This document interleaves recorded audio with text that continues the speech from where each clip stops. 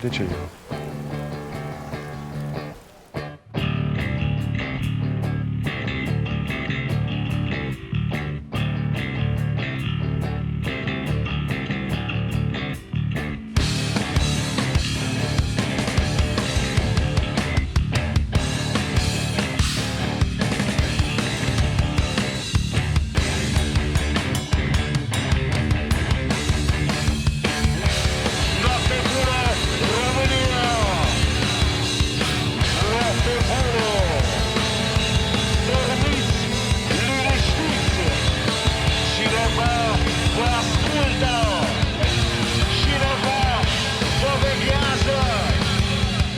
Bine ați venit la lansarea DVD-ului. Pentru noi, sau pentru mine, e un proiect care se apropie de final, în sensul că am început cu multă vreme în urmă documentarea, filmările, am lansat filmul în februarie și mă bucur acum să scoatem DVD-ul, chiar dacă multă lume consumă filme online. Ne-am gândit că totuși sunt colecționari și pasionați care vor vrea să vadă mult mai mult decât filmul. Sunt interviuri, materiale adiționale, scene tăiate, o broșură cu informații legate de actorii principali din cazul Panait. Iar pentru mine, astăzi sau zilele trecute s-au întâmplat foarte lucruri interesante. Apropo de legătura între film și situația actuală în justiție în România și nu numai, întâi de toate ne-au anunțat niște parteneri că filmul a fost vândut în Malaysia, Singapore, Brunei și în alte țări din regiune. Nu știu de ce interesează pe ei subiectul ăsta, ne-a bucurat.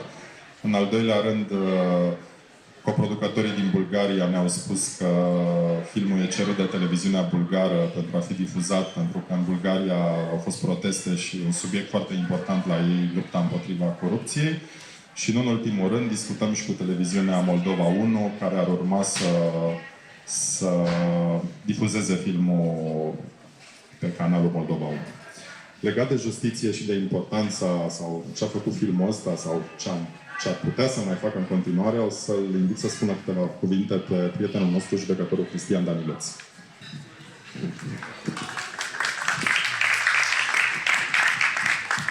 Bună seara! Vă spun că eu am așteptat cu emoție să văd filmul și, desigur, să apară DVD-ul despre care mulți colegi m-au întrebat când îl apare, când putem să-l vedem și noi. Eu sunt în justiția română din 1998, iar prin anii 2002-2003, când tragedia cu Cristi Panait a avut loc, vă dați seama că noi, cei care lucram în justiția română, judecătorii, procurorii de atunci, aflasem și noi pe surse ce se întâmplă și ne-am dat seama în ce fel de sistem trăim. Iar acum, după 10-15 ani de reformă, aș putea spune că lucrurile s-au schimbat radical. Și ca să vă pun în context, în urmă cu 15 ani, la Oradea se întâmpla ceva, acțiunea se petrece Oradea și București, și în film și în realitate. La Oradea se întâmpla ceva. În justiția orădeană și politica orădeană erau mână în mână, însă în acea vreme lucrurile astea erau privite ca normale și ca niște subiecte tabu, despre care nu puteai discuta. Astăzi, nu știu dacă ați avut ocazia să citiți presa din ultima săptămână, avem un judecător orădean condamnat definitiv, 2 avocați condamnați definitiv, 4 judecători trimiși în judecată și ieri, azi noapte, arestat un prim procuror din zona orădeană. Astăzi însă putem discuta deschis despre acele lucruri. Astăzi avem un departament specializat în anticorupție, DNA-ul. Pe vremuri însă, în urmă cu 15 ani de zile, aveam un birou de anchete speciale la nivelul parchetului general, în care procurori tineri erau trimiși pentru a încheta judecători și procurori din România acuzați de abuz în serviciu sau de infracțiuni de corupție. Erau trimiși în misiuni aproape sinucigașe. Aici chiar fac o legătură aproape nedorită cu finalul filmului, pentru că sistemul putea fi controlat prin delegările unor procurori tineri de la nivel inferior la nivel superior și apoi trimiși în anchete speciale pentru a investiga judecătorii și procurorii cu o anumită misiune gata dată.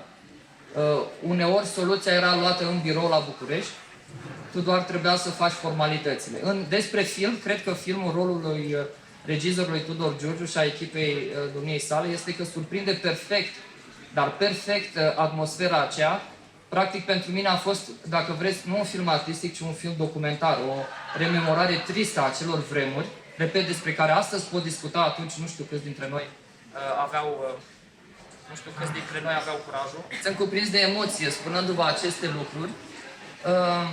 Cristi Panai pentru noi a fost un erou și au mai fost câțiva în justiția română despre care nu s-a vorbit, multă vreme.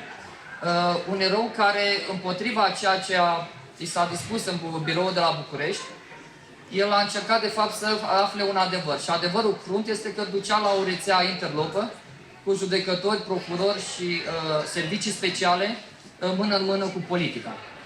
Repet, dacă și astăzi se întâmplă aceste lucruri, astăzi putem discuta în mod deschis, astăzi anchetele sunt mult mai transparente și astăzi, din fericire, avem mulți judecători și procurori curajoși.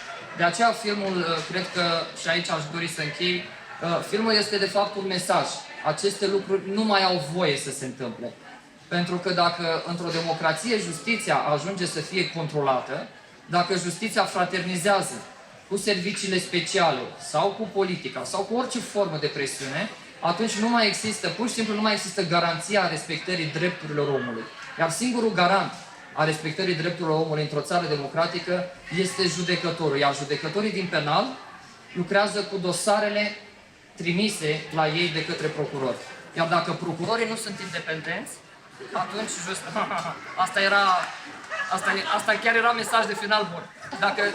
Dacă procurorii nu sunt independenți, atunci justiția nu este independentă. Vă mulțumesc! Aș vrea să vi prezint și pe membrii echipei care sunt aici. O să vă rog să facă cu mâna, după care o să-i chem să spună câteva cuvinte, în special pe actori, pentru că pe ei știți și i-ați văzut. Încep de aici, Alin Florea, care a jucat rolul procurorului Leca în film. Mădălina Ciotea. Liviu Lupșa, care a făcut sunetul.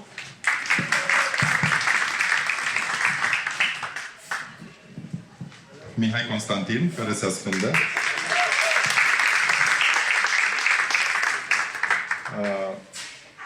Dumitru Alexandru, care a lucrat și el la sunet. Andreea Vasile. Emilian Oprea. Liviu Pintileasa.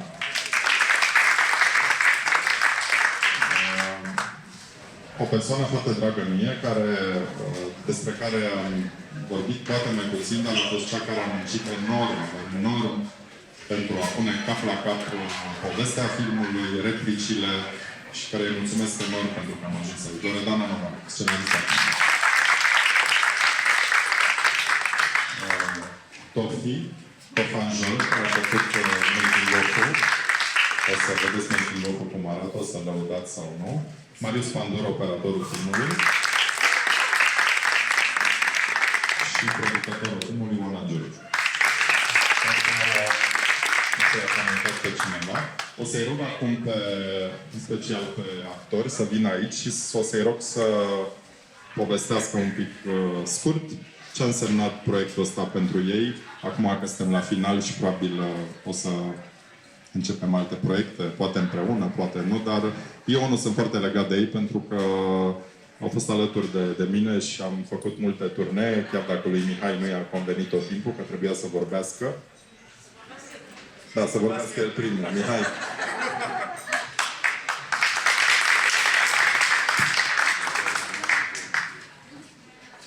Despre ce să vorbesc? Vă doresc să aveți sărbători fericite. Mă bucur că sunteți cu noi aici. Despre rol nu prea am multe să vă povestesc, o să vedeți sau poate ați văzut. mulțumesc lui Tudor că a încercat să-mi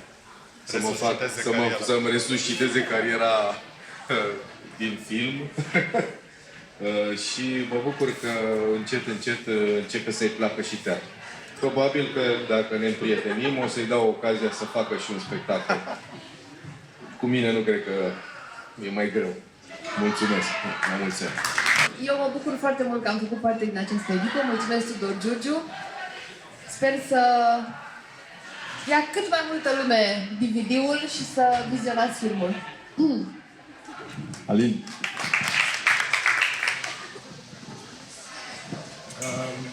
Toate personajele pe care le fac sau urmează să le fac, le iubesc. Dar la procurorul Leca a fost ceva special. Mi-a plăcut foarte mult. Mai ales că personajul meu trăiește.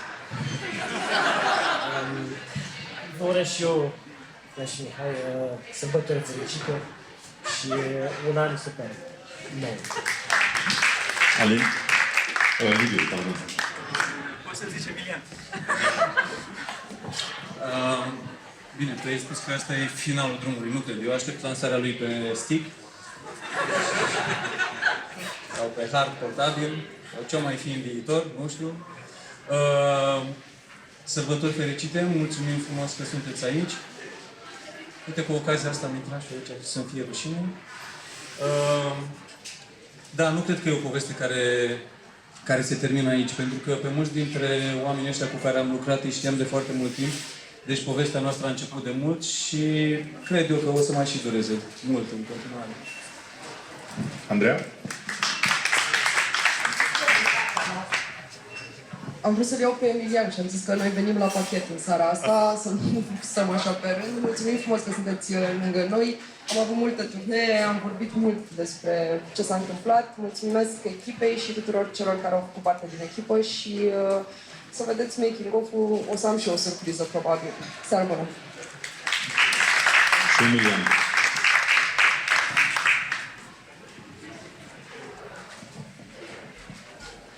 În primul rând să-i mulțumesc lui Tudor, nu e o chestie de... Vreau să-i mulțumesc pentru că acum 3 sau 4 ani de zile când mi-a spus despre acest proiect, am repetat lucrul ăsta, dar am să-i mai spun. N-am crezut că acest film se va face despre Cristian Panaid. Ție în particular ți-am mai spus-o la un pahar de vin sau ceva. Sunt foarte mândru că sunt prieten cu tine, că am avut prieteni. Sunt foarte mândru că am reușit și am ajuns acum la chestia asta care azi dimineața nu vreau să cred când am văzut pe Facebook-ul meu. Eu am postat. Că lansarea DVD-ului și cumva mă gândeam în timp, așa că Doamne, cu câțiva ani de zile nici nu credeam că filmul ăsta o să se facă și tot azi dimineața am văzut, apropo de Cristi Danileț, mă bucur foarte tare. Știu că mergi la Star Wars mâine, dar mă bucur că ai ajuns și în seara asta. Și am văzut niște imagini de la Timișoara din 1989, cu 26 de ani. Poate lucrurile nu sunt așa întâmplătoare. Mi-aș dori să nu se uită nici povestea lui Panaid și a celorlalți care au plătit cu viața sau care au dispărut din sistem sau care cumva au ieșit din sistem. Mi-aș dori să nu ni se fure din nou ceea ce ni s-a furat în 89, ceea ce ni s-a furat în 96. Sper să nu ni se fure ce s-a întâmplat acum cu colectivul. Și să nu uităm pe Cristi ca un simbol al unei generații. Vă mulțumesc tare mult! Mi-aș dori filmul să fie arătat și la o televiziune în România. Probabil că, așa cum filmul a fost cerut în Bulgaria, în Moldova, peste câțiva ani o să primim și un telefon de la o televiziune din România. Deocamdată cred că nu. Dar să ne bucurăm de Crăciun și să facem o fotografie cu toții. Da, e la HBO, o altă televiziune. A venit și Cristian Niculescu, scenograful filmului, căruia îi mulțumesc foarte mult pentru lucrul filmului și pentru tot ceea ce a însemnat. Mulțumesc pentru prezentare. Hai, o poză.